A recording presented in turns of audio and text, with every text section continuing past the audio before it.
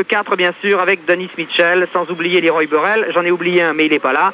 Linford Christie, le champion olympique, a préféré rester à la maison. J'ai l'impression qu'il n'avait pas trop envie de rencontrer le roi Karl. Hein. Oui, il avouait d'ailleurs qu'actuellement pour lui le plus fort c'est Carl Lewis. Il a eu au moins l'humilité et l'honnêteté de reconnaître cela. Cela ne fait qu'aviver les regrets par rapport à l'absence sur 100 mètres de Carl Lewis, mais il affiche ouvertement qu'il veut reprendre la suprématie avec les championnats du monde l'année prochaine à Stuttgart.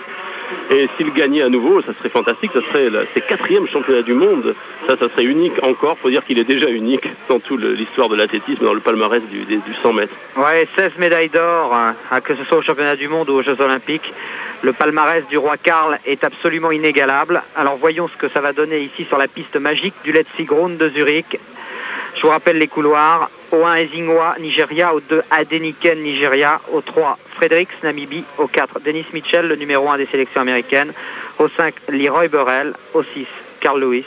Au 7, Bruni Surin, le Canadien. Et à l'extérieur du Kazakhstan, Vitaly Savine.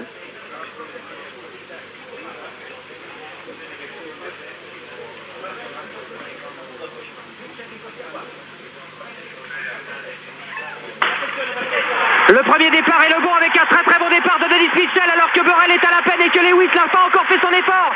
C'est pour l'instant le couloir numéro 2 alors que Lewis revient. Et c'est Carl Lewis qui gagne encore une fois. Quel retour extraordinaire alors que Lapade Adeniken, le Nigérian, croyait bien avoir gagné la course. Qu'il est en train, on ne le voit pas ici, de faire un premier tour d'honneur à Lapade Adeniken. Mais il l'a perdu. C'est Carl Lewis qui est venu sur la ligne lui souffler la victoire. Comment fait-il?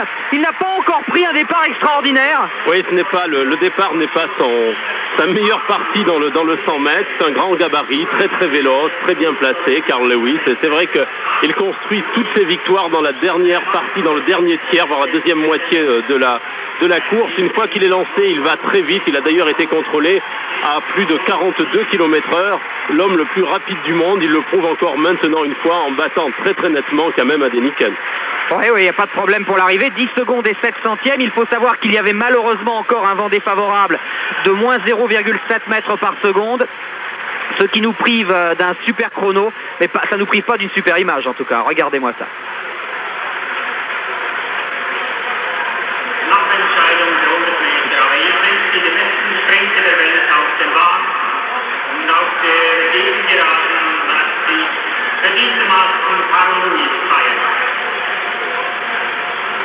Oui, on a préféré se taire car je crois qu'il n'y a rien à dire devant tant de beauté.